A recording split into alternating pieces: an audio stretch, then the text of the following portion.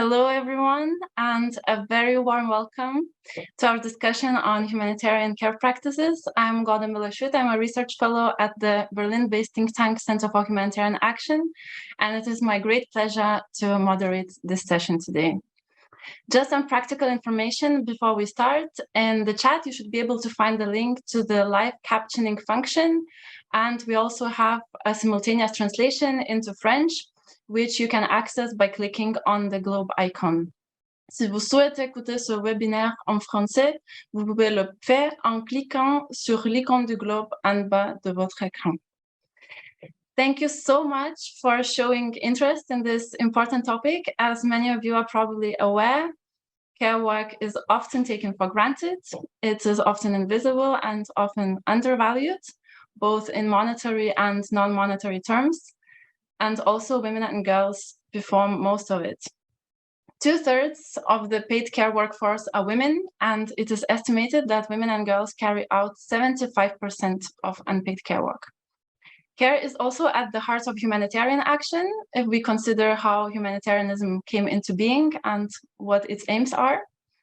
At the same time, the humanitarian sector is pervaded by patriarchal and colonial structures, and these oppressive structures sideline care, both in relation to the affected people and with respect to self-care of humanitarian workers and organizational cultures. Burnout is experienced by far too many working in the sector.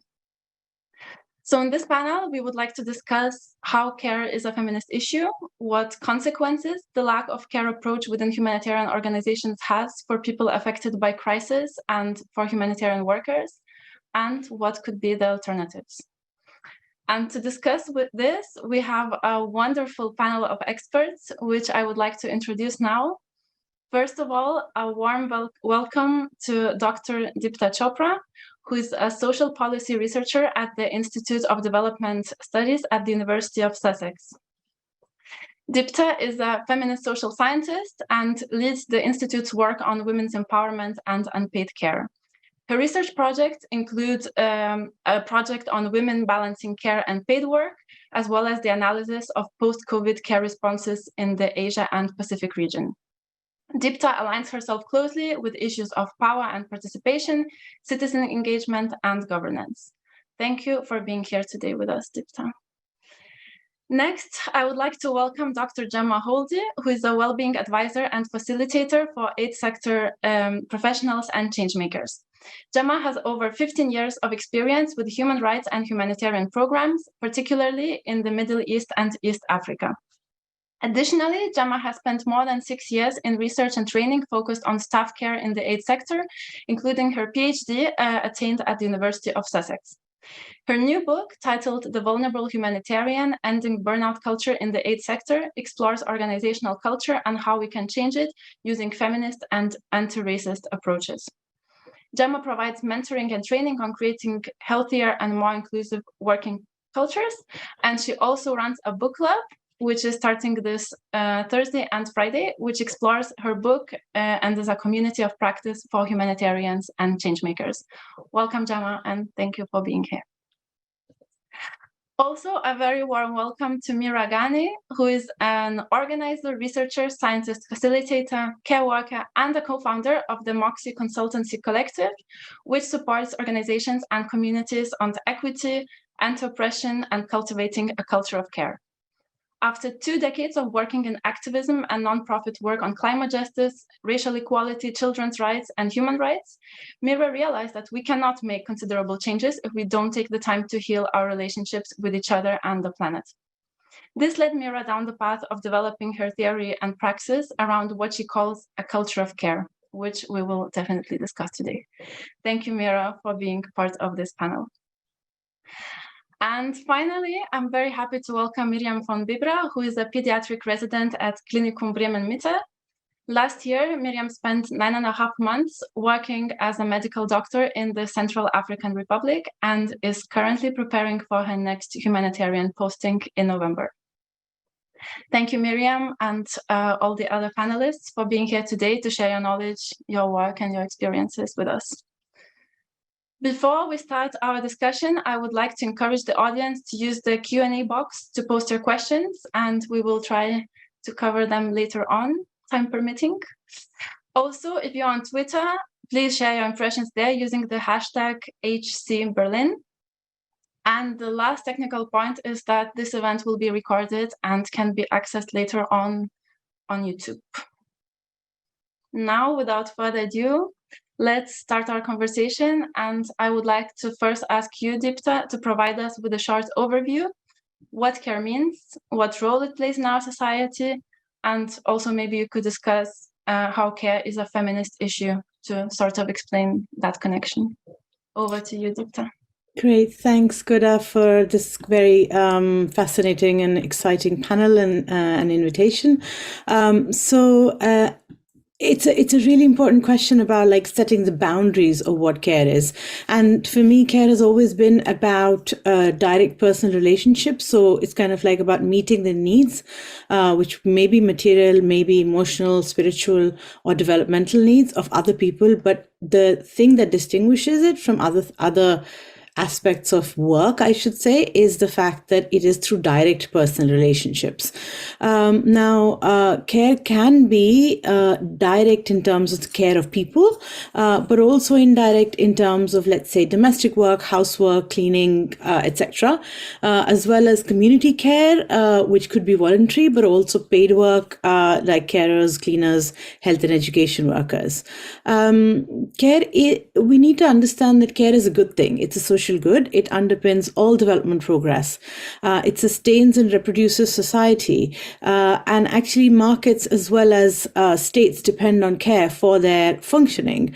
So the fundamental premise that we need to proceed with in this seminar is really about the fact that it is that care is the cornerstone of all human activity, and that it has a widespread, long-term positive impact on well-being and is critical to address inequality and vulnerability. Now, if care is so widespread and everybody does it, then why and receives it, then why is it a feminist issue? This is a really important question, and I think it is about the fact that care is considered often to be a natural feminine activity.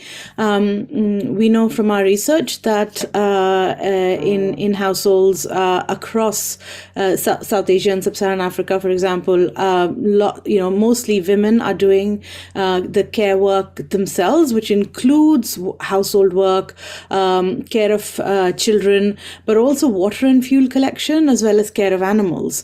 And this is really important to know that in another study that we did, we found that women spend 11 times more time on 11 times more time on unpaid care than men do. So the scale of this is massive. So it's not just that, that there are paid care workers that are primarily women, but also the fact that most of the unpaid care work is also done by women. And this is because of the fact that there is a deeply embedded social assumptions in the division of responsibility in households, and this is informed by ideologies of what it means to be male and to be female, and there's a lot of sticky roles, gender roles that we have to talk about. So I'd like to just stop here to kind of just say that this is why care is important, but it's also a feminist issue, is because care is so important to the well-being and rights of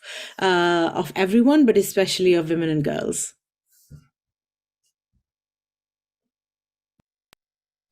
Thank you, Dipta. Very interesting points, and wow, 11 times is a lot. It is really a lot. I am going to turn to you now, Gemma, and your notion of the vulnerable humanitarian, to now make the connection between care and humanitarianism. Because if we think about the essence of humanitarian action, as I said, it lies at the center of it, right? But as you discuss in your book, the patriarchal archetype of the perfect humanitarian, also the archetypes of white savior or a cowboy, are really prevalent within humanitarianism. So how come, and what are the consequences of these images? Thank you, Goda, and it's lovely to be here and with this excellent panel as well. I can talk a little bit from my experience for one thing, working in the sector myself, and I know that the job often is a 24/7 job, round the clock, needing to be switched on and alert and essentially looking after and caring for other people. That is the humanitarian profession, and it often means that there's very little time actually to take a break for yourself, to take care of yourself. I think humanitarian workers often forget what it means to care for themselves and even to care for their loved ones as well, because so much of the focus is on caring for the affected populations, the people that they are assisting. And really what's required within that system in terms of mobility, in terms of being able to travel to disaster areas, to emergency areas. And we know of a lot of humanitarian workers that are doing this all the time, going from one emergency to another. And again, how much time is there to actually take care of oneself, but also to take care of family members and loved ones? And certainly my research and what my book talks about a lot uncovers the fact that it is women that are likely to be more affected by this. Women who are and indeed playing the unpaid role of caring for the family more so than men.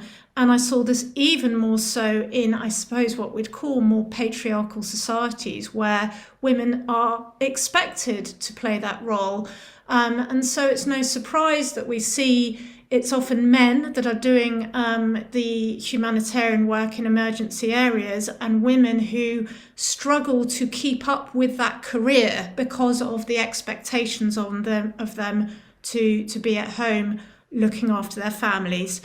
And lastly, I would just say another point on this that comes up in my book about the perfect humanitarian, white saviorism as well. This idea that you have to be a do-gooder, you are a do-gooder in this role, and to be almost flawless and unflappable and strong and tough and heroic all the time.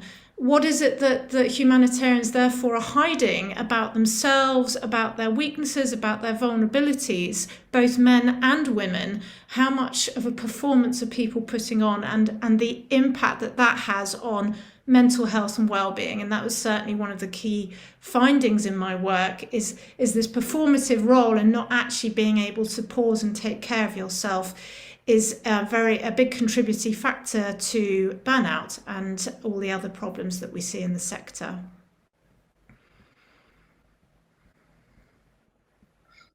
Thank you, Gemma. I think you made some very important points, especially the one that we have then a lot of men humanitarian workers, and for women humanitarian workers, it's much harder to do this job. And maybe we can also discuss later what that means for humanitarian action as such, this lack of diversity, and for the aid that organizations are providing or that the sector is providing.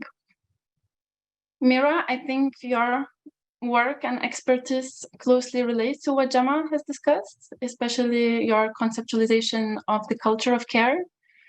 Could you tell us what the culture of care within organizations entails, or what it would entail if it were there, and how the lack of it relates to the oppression systems such as white supremacy and patriarchy? And maybe in discussing that, you could also maybe address how this lack of care affects local or place-based or national staff in humanitarian organizations. Over to you, Meera. Thank you so much, Goda, and so lovely to be here with this amazing panel, and everything that's been said so far by Deepta and Gemma really resonates and defines the frame really well. I think for me, I define care a bit broader than interpersonal relationships. While it is about that, for me, the way I define culture of care is thinking it about as a new social contract, a new covenant of care, which forms the basis of all social relations, be they interpersonal, community-wide, or political, and also defines how we do politics itself. So then care And our commitment to it informs all that we do. It's a way of reimagining society, from building communities to structures to new governance models, how policies are created, and even how economies are shaped. And so currently in the international non-government sector, which includes humanitarian aid organizations, they're so focused on providing external care, as Gemma just said, and are motivated by the cause itself. That's what drives most people in these sectors, be they human rights, emergency relief, the climate crisis, poverty alleviation, gender justice, that there isn't much time, there isn't much in by way of support, internal support or care or support systems within these organizations. The structures for those are completely not there. People may care for each other or look after each other, support each other personally, but in terms of within organizations and even within the movements, that structure is completely missing. And so most workers in this system are overworked, underpaid, working in inequitable, hostile environments where abuse of power and harassment are rampant. There's very little attention being paid to the harm that's being done. There's no internal accountability measures.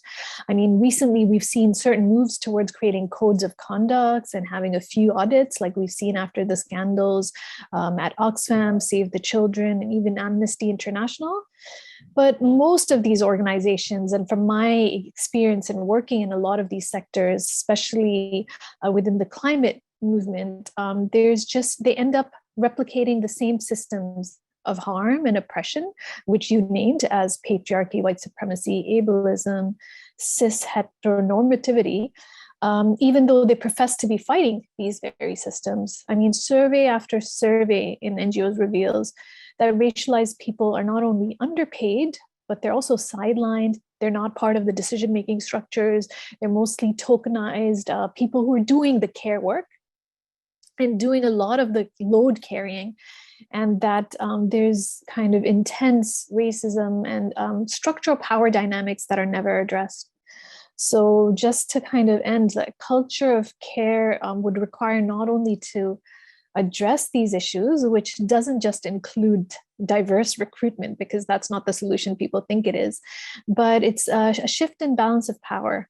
And most of these organizations, as we know, are led by white middle-class men, and who have no perspective of what it is to be a woman of color or disabled or queer or Muslim. And so they haven't taken the time to reflect on their own privilege or how they are perpetuating these systems of oppression and causing immense harm. And to me, that's a form of violence. And people are burning out, like Gemma said, not because they can't cope with the stress or workload, but because their work environments and work cultures that have been created make people from historically marginalized communities feel unsafe and unwelcome. And so that's what needs to change. It's beyond, staff level well-being policies. It's also about looking at how equity is a part of the policy and daily work. And so just to answer your last question about what's happening locally, what happens is that there are most of the organizations, which you already said, Goda, are working still within the colonial mindset and frames. And so we're seeing a lot of people kind of coming into this seeing, and this is what Gemma also said with the savior, white savior, cowboy kind of mentality, coming to help people and people are seen as helpless victims and not agents of change themselves. So a lot of this work is done with a mindset of charity and not solidarity. And so disaster after disaster, whether these are man-made humanitarian disasters or as you've seen with the floods in Pakistan, people are kind of looking at it as a form of charity and kind of talking about giving aid to these countries, but not talking about the harm that's caused by the unsustainable global capitalist system, which has constantly extracted from the global south for centuries. So there's a lot of calls now from the global south to talk about reparations, which are not only owed but are long overdue. And I'm really, really hoping that Jalila Haider, who is a local activist working with the flood affected victims in Pakistan right now in her own region, Balochistan, one of the most marginalized regions in Pakistan, would be able to join us and speak a little bit of how it impacts you as an activist working to help those who are impacted, but then also being impacted yourself, and having at the same time caring for your own families and having no time to think about your own needs. So you're putting other people above your needs all the time. But I'll stop here.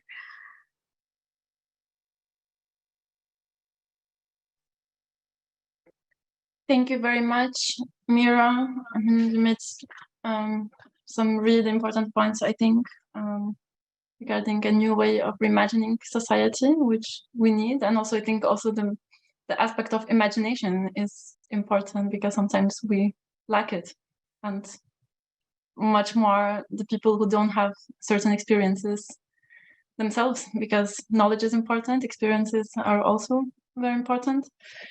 And I just wanted to check if Dalila is here with us, or was she able to join us?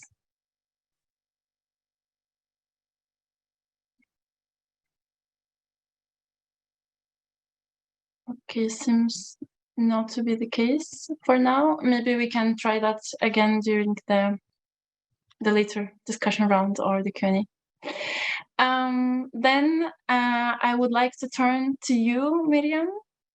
So you have worked as a medical doctor in a humanitarian context, and I would like to ask you, how do you deal with the issues raised by Gemma, like the risk of burnout, and from your perspective, what can organizations do to foster the culture of care that Meera spoke about? Over to you, Miriam. Hello, everybody. Thank you very much for having me. Yeah, I'm a pediatrician, and I worked for Doctors Without Borders in Central African Republic last year.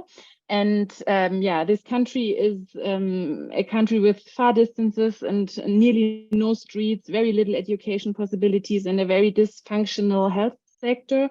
We have a child mortality there of more than 10%, the meaning like the under 5-year-old children will only every 10% of them will not reach the 5th birthday. So this is why MSF would like support health structures and assist in the health sector to better the care and the availability of medical treatment.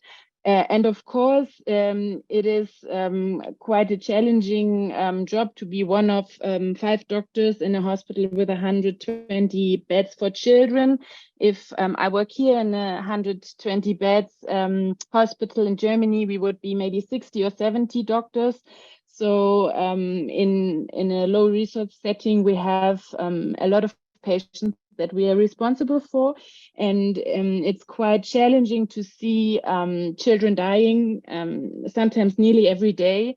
And sometimes I would go to, after the morning handover, I would go to the ward round. I would do my ward round. I would examine all the children. After that, I would go to the emergency room, and in the ward, in the neonatal ward, sometimes I would know on the Monday, like, more than 50% of the patients that I see the Monday will not survive until Friday. And of course, this is something that is very challenging to deal with if you do that every day, and you have to motivate yourself to go there again tomorrow. And yeah, what helps me to survive mentally is that I will not be working alone. I will always have a team that I can rely on, and we can share work, but we can also share experience to speak out what is going through, what we are going through emotionally, and also what medical cases are challenging. And then of course I would try to like set my mind also on different things. Like I would read a novel, I would try to do sports, yoga, I would find other colleagues to play cards, or to walk along the riverside for a small tour. But I would also like make use of the psychological and social care unit of my organization.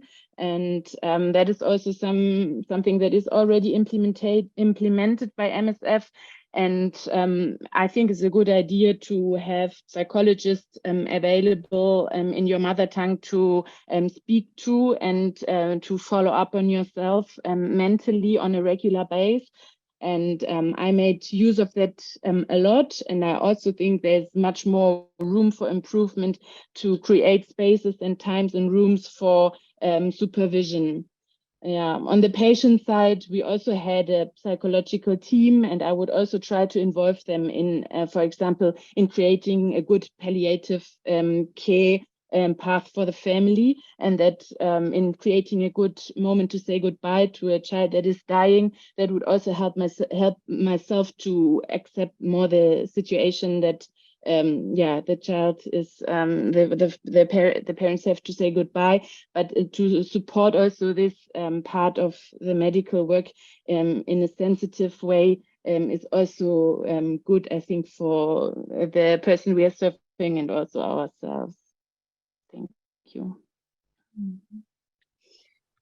Thank you so much, Miriam, for sharing your experiences and also, yes, for underlining, I think that's very important connection between like the patient care, that how that is performed also has an impact on the doctor's mental health. And yes, I think also, as you mentioned, teamwork, and the atmosphere and the spaces created within organizations.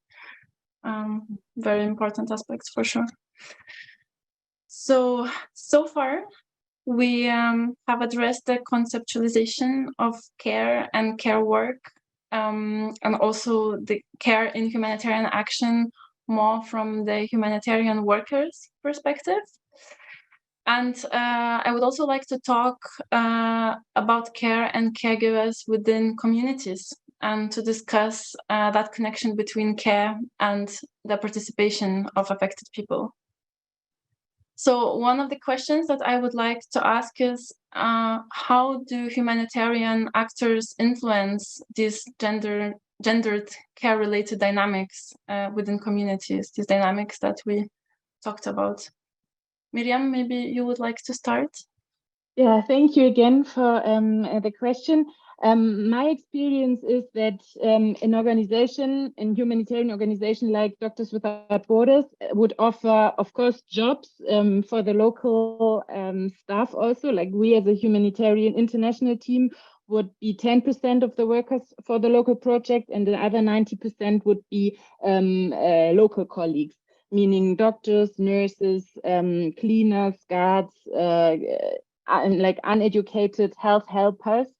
And it's interesting to see what gender is present in the different working groups. For example, the doctors, most of them would be male doctors from the country, and most of the nurses would also be male nurses. These are job groups with a higher education level, and you find less female doctors and female nurses in the country where I was last year.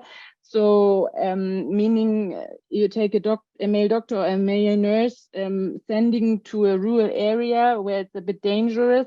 They can't bring their family, they can't bring their children. So that means again, like the care work for their own family and for the children stays with the mother in that case, in the capital, for example. If it's a female doctor and she has a child, she needs a grandmother or someone else who can care for her own daughter because she cannot bring her. So this is again like a situation where through the jobs that a humanitarian organization offers, there is again more of a care burden for the mostly for the mothers. And yeah, in the field, like our non-qualified staff, there were also a lot of female health workers who would work for us, and often they had to like manage family and work at the same time.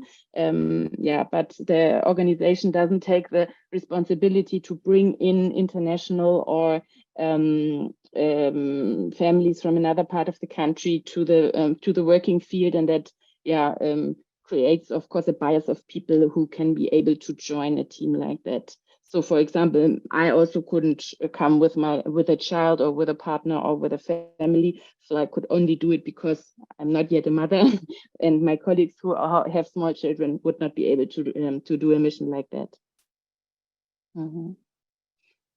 Yes, thank you, Miriam. A different aspect of this question, but I think related, that I would like to address is the risks that possibly increase when care work is disproportionately placed on women, especially if we understand care work in broader terms. As you mentioned, Dipta, we can also understand it to include, for example, collecting water or fuel wood. So yes, I would like to turn back to you, Dipta, and ask you how you see it. What happens when policies are lacking that gender transformative aspect? For example, the risks like gender-based violence immediately come to my mind in this context. So what are these tensions that the decision makers need to navigate?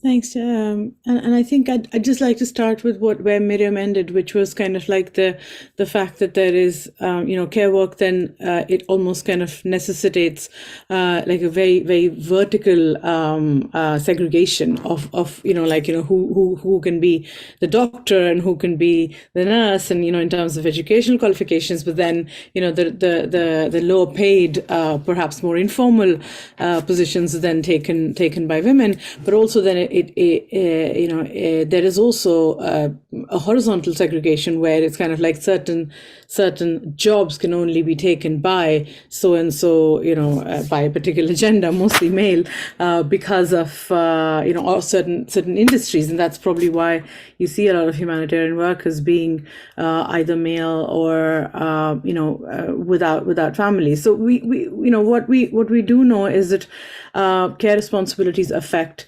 women's chances on competing on a level playing field in whichever sector that they're doing. But I think beyond that, there is also the idea that it because it occupies care occupies such a large amount of women and girls' time, it actually restricts their participation, not only in, like, as I said, the market or the various sectors, but also in social spheres and in civil spheres. And one of the risks that is there very strongly is that of the lack of leisure time. If women are doing care work but also doing paid work, and there's a double burden, then there's a lack of leisure time, which really reduces women and girls' well-being, and just both the drudgery of, let's say, collecting fuel and water, but also the drudgery of paid work, which we so often kind of don't mention and don't discuss, because it's kind of like almost like paid work is the solution to all these problems. But actually, paid work can be quite hard, and especially if you're working in the informal sector, it's really bad, and this leads to adverse health outcomes. And of course, you've mentioned gender-based violence, but really there is also the idea of like a self-selection, I suppose, where women choose to take lower quality, perhaps lower paid, and perhaps more flexible jobs, because they want to be located closer to the home, and so there's the concentration of women in specific sectors. And I in terms of policy, I think I'd go back to what Meera said, which was that there is, all women face this, but it's kind of like it's the women of color, the women who are from specific tribes or castes or religion, disabled women, women with multiple kind of complex needs, all of this, the intersectionality of these aspects, cannot be overlooked and should not be overlooked. But that is exactly where policies really fail, where women are discriminated against rather than supported in paid work, and I think the humanitarian sector pretty much does this, and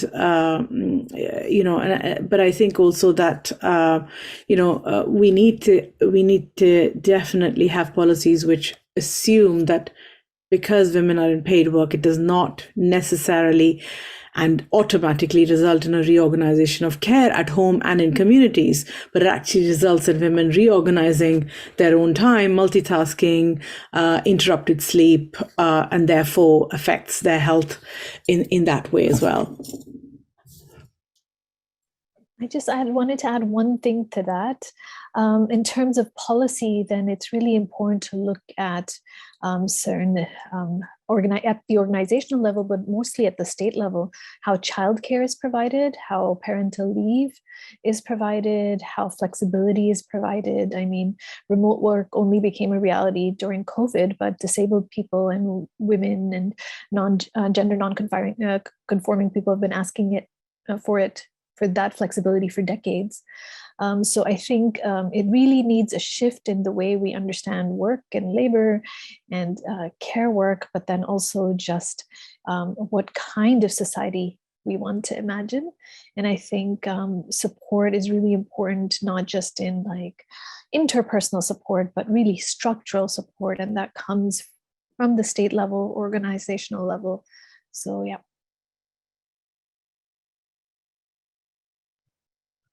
Thank you. Very important points. I think this, like sharing the care work, like who should share it, who should take parts of it, and yes, that is paid work doesn't automatically restructure the society. Before we move on to the Q&A, I would like to zoom out a bit conceptually and talk about what the culture of care generally means, or more broadly means for humanitarianism, or what it could mean. How would it change the power relations within the sector, or how should it change? For example, between the international and the place-based organizations or the local organizations, or between the organizations and the people who are affected by crisis. Also taking into consideration that local humanitarian workers are often also affected themselves, so this dichotomy doesn't always hold. Meera and Gemma, I think your work deals with these questions, so I would really like to hear your answers. Would more care also mean more meaningful inclusion and more participation and more equitability?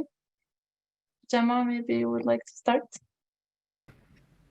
Sure, and I think actually this touches upon one of the questions in the Q&A that I've just read as well, just highlighting that the humanitarian system is a very hierarchical system, and it is a very professionalized system, which lends itself to people not always showing up as their full selves, and not always being very human with each other, which obviously is an irony that it's humanitarian work. And that's the kind of behavior that's not only happening, but is it's in some ways rewarded. So how do we get beyond that? And I think there are different ways. I think it's very important to consider what the work routines are in humanitarian organizations. What space is there to actually show up as yourself, to actually come in and talk about your struggles and talk about your vulnerabilities and your mistakes, what may have gone wrong, what you take responsibility for, to touch upon what was discussed earlier in terms of accountability. So how do we provide those spaces? I think Meera made a very good point earlier about you can have staff care policies in place, but that in itself is not really enough to allow people to care for each other and to care for themselves. It is about generating that kind of culture where that is seen as important. And obviously it's important for oneself, but it is important for an organisation's effectiveness, let's not forget. I think that tends to be forgotten when we discuss these issues. So certainly in my book, I discuss a lot of different practices, a lot of different ways where, in terms of practices and processes for shifting that organisational culture. And again, to echo Meera, I think that this is just as much to do with diversity, equity and inclusion strategies as it is to do with wellbeing policies. The two are combined. So it's about looking at the very start in terms of who's recruited, how people are recruited, in terms of whose language is favoured, certainly in terms of gender, availability, the thought process that happen about if a woman has children, what impact that has on their ability to do the particular role, their compensation and the differences in salaries, particularly between national and international staff, but as we know, between men and women as well. All of these have an impact on well-being and on duty of care of the organisation. But I would also say it is around creating those spaces and work routines in terms of how we communicate with each other, how we allow space to take off that professional mask and admit perhaps that we're struggling, how we welcome in the being able to ask for help and being able to receive help as well. I think all of that is important.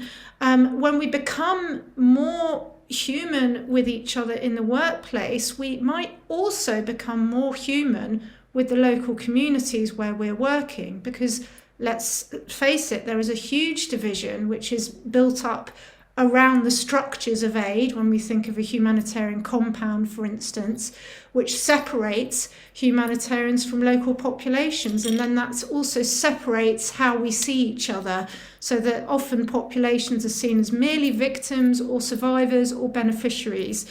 How can we become more human with them too? And it starts within our own organisations and how we behave with our own colleagues in addressing those power dynamics. So I think those are all important things that we need to consider. I'd also say, just lastly, if we are going to talk about localisation, shifting power to the global south, removing those hierarchies, then let's hear from people in the global south about what care means and what collective care means and what that means in their everyday life, what access they have to the services that provide care, how care is provided through their families. Let's learn from those traditions and see how we can bring that into the policies and the structures and the processes of our organisations. Thank you, Gemma. Excellent points. And Meera, would you like to? I think I would have, thanks, Gemma, because I think I would have emphasized the last point Gemma made, because there are care structures within families, within communities, and within, traditions and wisdoms that have been passed on within communities over generations, especially Indigenous populations, local populations, and racialized communities know this better than anywhere else, because it is a matter of survival. When you are historically marginalized, then you depend on these care networks. And so when you know how to care, when care is really a praxis, then it takes on a whole different meaning than just it being a value. And there is a lot to learn from those communities, and that is something that can be brought on into organization and movement spaces. But I think the first part is examining your own positionality and social location, because oftentimes, even if there is reflection on what is called privilege and power, there is often very little willingness within those who hold these positions of influence and power to give up space. So while there's all this talk of shifting balance to the global south, often people sent to the global south are expats to lead these organizations and efforts, or elite from the global south itself to take up these roles. I think it's really, really important to examine the kind of your own positionality and social location and social capital and privileges that help you get to a certain point within your organization, and how you identify your own identities impact that, because I think this is something that I've had to learn the hard way, that no matter how competent I may be, no matter how good I may be at my work, no matter how much care I put into my relationships, it's often the barriers are the systemic structural barriers that don't let you go beyond a certain point in your career. So I think shifting the focus from these very kind of systems of oppression that permeate a lot of the nonprofit world, it's really important to shift kind of our cultures internally, as Gemma also said. And that's why I keep bringing it back to care being the central focus. The only way, to quote Sadia Hartman, a Black scholar, that the only care is the antidote to violence. And I truly believe that. So if we are to undo the systems of violence and dismantle the so-called systems of oppression like patriarchy, white supremacy, ableism, heteronormativity, classism, it's really, really important for us to rethink how we understand care and how we center it in our work and our daily practice.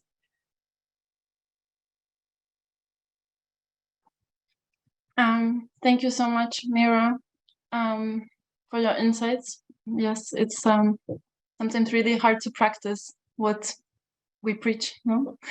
And yeah, also from my side, I would just maybe add that also this like sharing like the knowledge and whose knowledge counts, and sharing knowledge also like including in international fora structures, including the one that we have today. Like it's also structural and sometimes yet another responsibility on people's to-do list who already have a lot to do, if it's, for example, non-remunerated or non-compensated. So also I think something to consider for actually practicing what is being preached.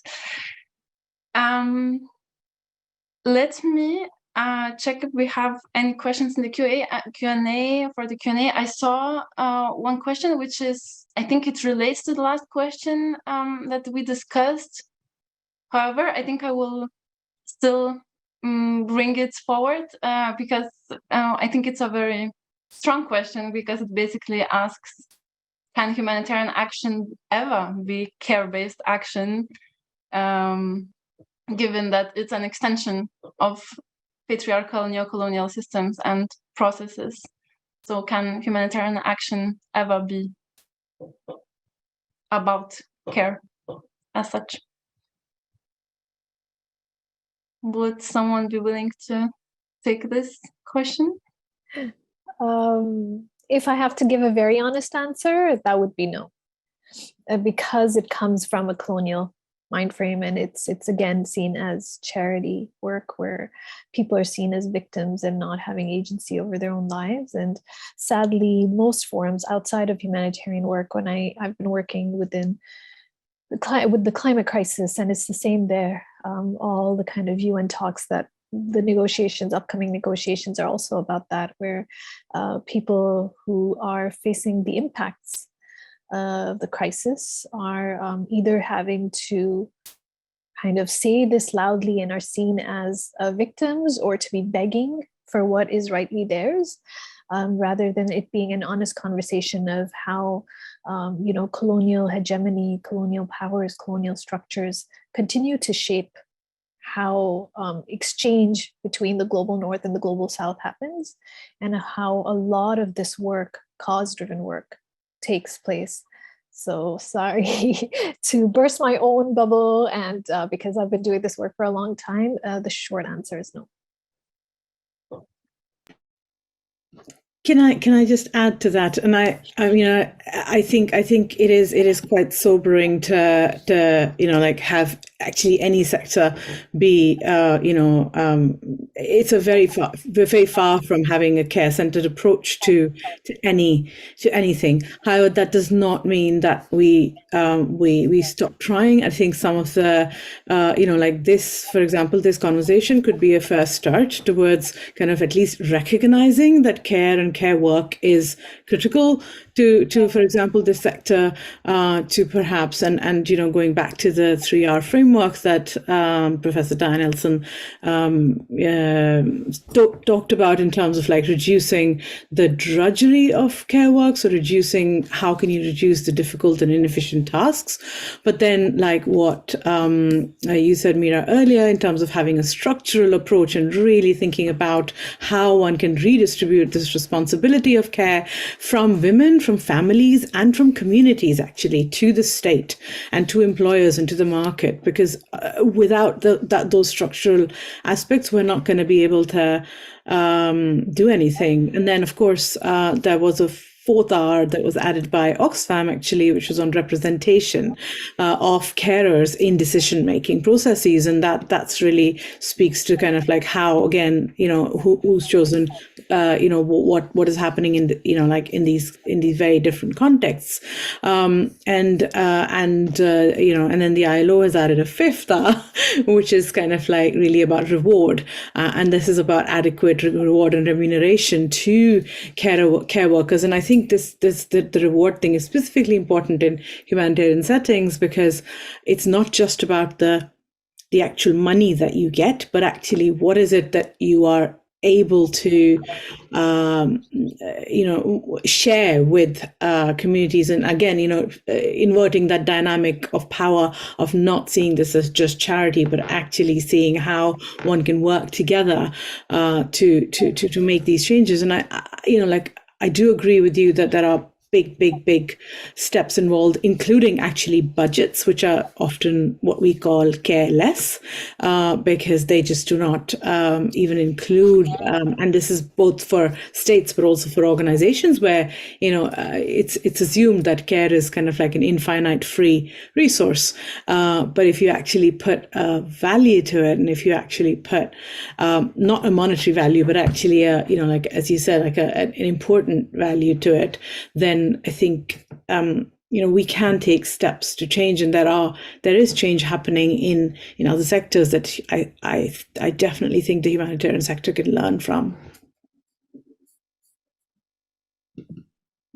Thank you, Dipta, and thank you also for bringing some optimism for us. And we have another question in the Q&A box. It relates to language.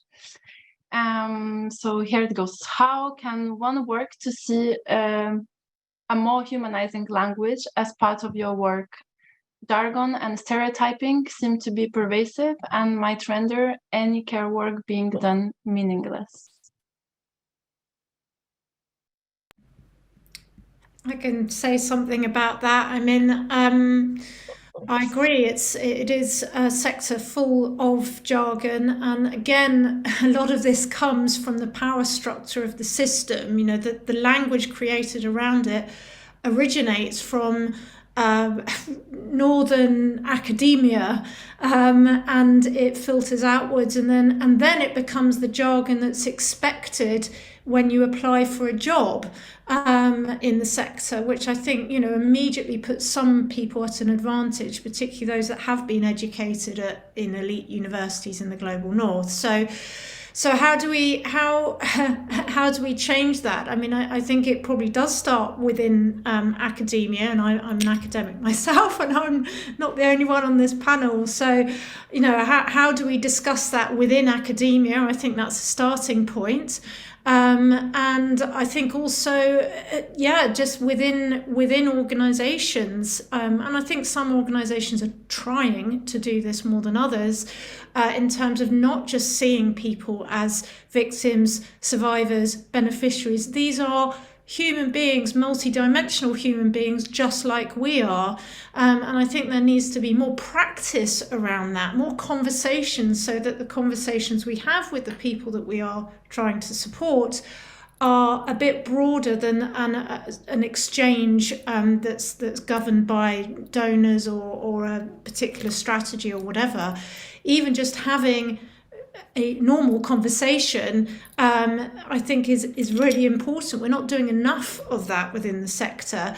To then remember that the people that we are supporting are more than just what we label in a funding proposal. So I think that is a starting point. I'll stop there. Thank you. Would anyone else be willing to pick up this question? Maybe just to add that then it really has to change the way decisions are made at any level. So from the local to the regional to the national and then international, because a lot of times conversations are happening and the exchange is, okay, what are your needs? Let us know, we'll try to meet them. Instead of how do we design this process with your needs in mind? What do we need to do, make sure those needs are met? Because people often understand their own needs. They know their needs. They also know the solutions. It's just that they lack access to either resources or their barriers to accessing resources. And so those need to be really, really addressed in a very, very kind of honest and transparent way.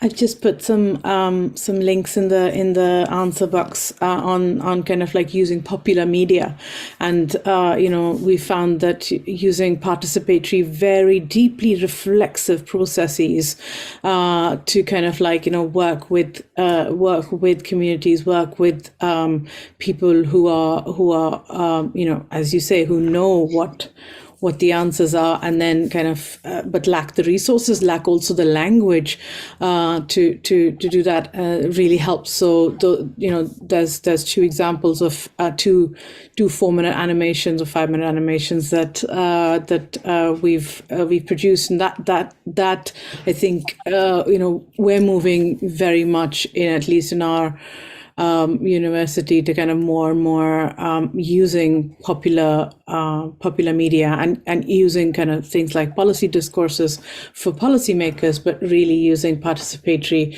reflexive action and kind of bringing those spaces together. Thank you, Deepta. Thank you for sharing the links in the chat.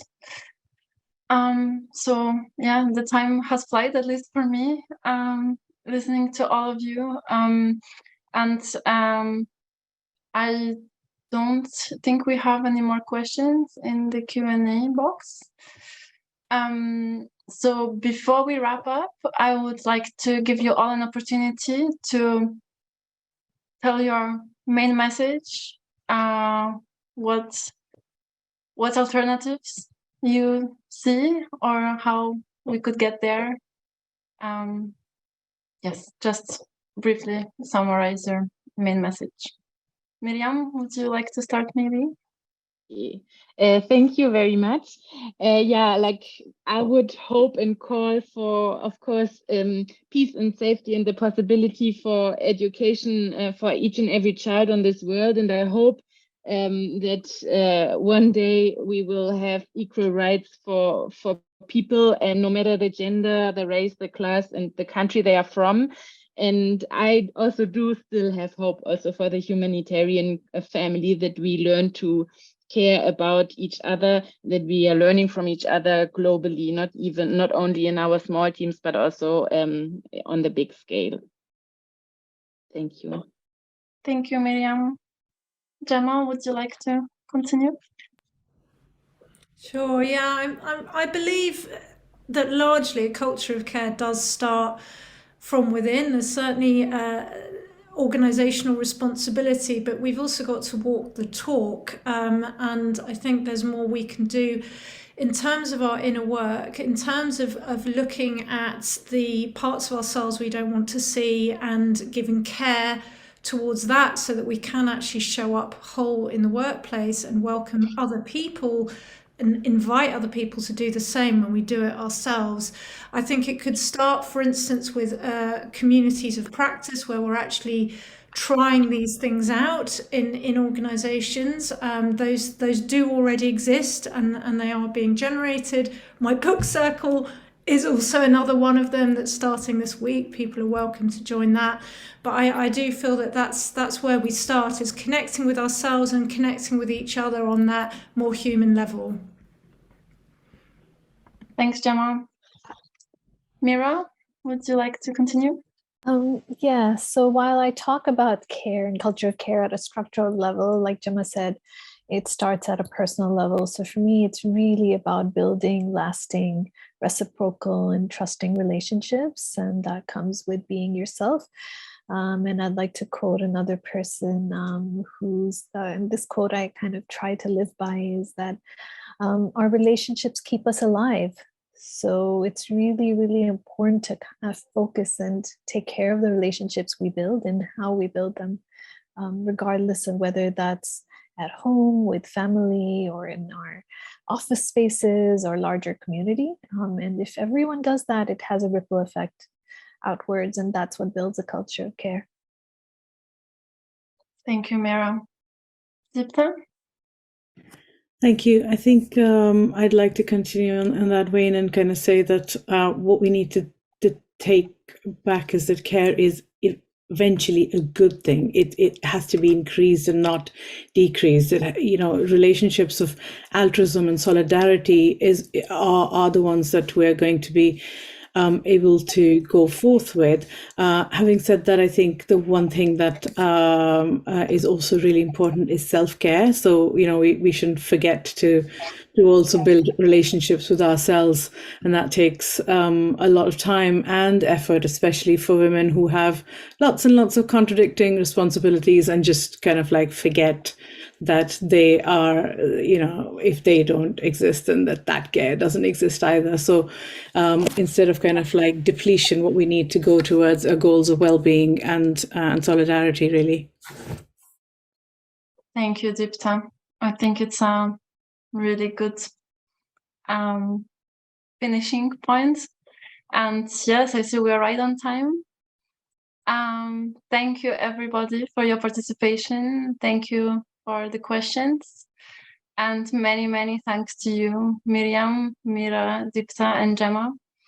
For me, it was an honor to moderate this wonderful panel, and I really enjoyed our conversation. I hope, and I'm sure, this conversation has provided our audience with inspiration to foster the anti-colonial and anti-patriarchal culture of care in our workspaces and beyond, and to share care responsibilities, not only privately, but also institutionally, as you mentioned. And yes, just to echo what has been said, care by itself is not a burden. I feel it's very important to remember that. We need the culture of care. Care itself is not a burden. It is key to our well-being as individuals and as societies. So let's not make it a burden by seeing as merely responsibility of women or of certain groups. And yes, let's make it integral to our working and everyday culture. So thank you, everybody. This was the last session for today, but you are very welcome to tune in tomorrow, which is the last day of the Congress. And there are some really interesting sessions still waiting for you. Thank you so much again, and have a lovely rest of your day. Thank you very much. Thank you for hosting. Thank you.